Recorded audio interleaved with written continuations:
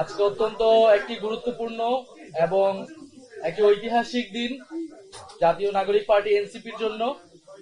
কারণ আজকের এই দিনে জাতীয় নাগরিক পার্টি এনসিপির আসন সমঝোতায় প্রার্থীগণ তারা নমিনেশন জমা দিয়েছেন সারা বাংলাদেশে। আরো একটি কারণে এই দিন ঐতিহাসিক হয়ে থাকবে, বিশেষভাবে গুরুত্বপূর্ণ হয়ে থাকবে জাতীয় নাগরিক পার্টি এনসিপির ইতিহাসে। এ কারণ আপনারা দেখতেই পাচ্ছেন যে আমার বাম পাশে বসে আছেন জনাব আসিফ মাহমুদ।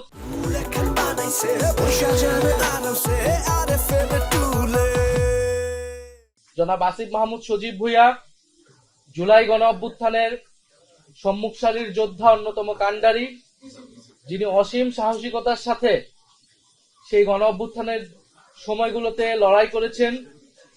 মার্চ টু ঢাকা আসার কর্মসূচি যার মুখ থেকে ঘোষণা হয়েছিল এবং এই গণ অভ্যুত্থান পূর্ববর্তী সময়েও বিশ্ববিদ্যালয় জীবনে যিনি ফ্যাসিবাদের বিরুদ্ধে ছাত্রদের পক্ষে সবসময় লড়াই করেছিলেন।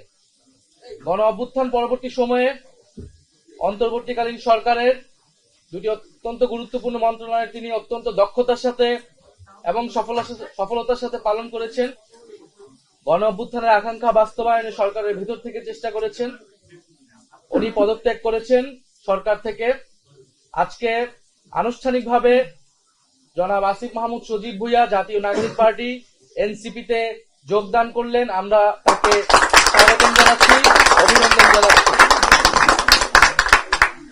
আমরা আশা করব আসিফ মাহমুদ সজীব ভুঁইয়ার সাথে আমাদের এই পথ চলা পুরাতন দিনগুলোর মতোই সামনের দিনগুলোতেও আমাদের যে লক্ষ্য, আমাদের যে উদ্দেশ্য, সেটা বাস্তবায়নে সহায়ক হবে এবং আসিফ মাহমুদ সজীব ভুঁইয়া তার যে রাজনৈতিক প্রজ্ঞা, দক্ষতা তিনি এর আগেও দেখিয়েছেন, সেটা তিনি ধরে রেখে বাংলাদেশের মানুষকে একটি সুন্দর সমৃদ্ধ পরিবেশ উপহার দিতে পারবেন।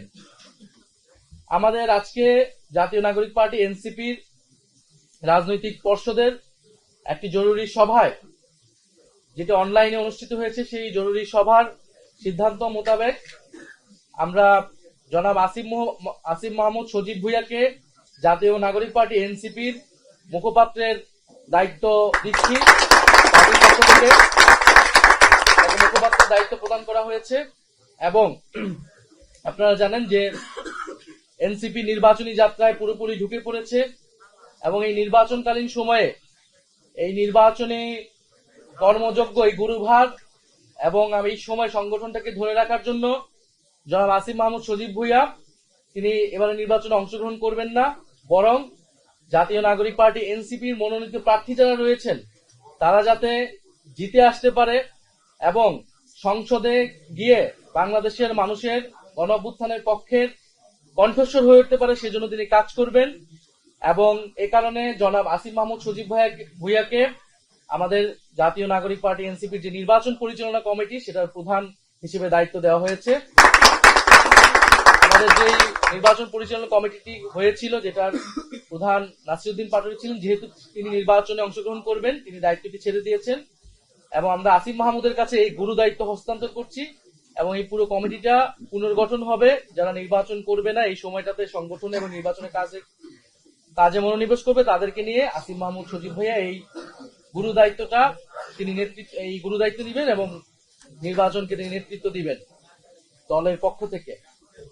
আমরা এর পাশাপাশি আসিফ মাহমুদ সজীব ভুঁইয়াকে আমাদের যে রাজনৈতিক পরিষদ নীতি নির্ধারণী আমাদের যে বডি রয়েছে, সেটার অন্তর্ভুক্ত হিসেবে আমরা অন্তর্ভুক্ত করেছি আমাদের জরুরি সভায় এবং পরবর্তীতে আমরা সাধারণ সভায় এটি আমরা সকলের কাছে আমরা সেটার আমরা রেটিফাই করে নিব এবং আমাদের গঠনতান্ত্রিক অনুযায়ী আমরা বাকি কাজ সম্পাদন করব।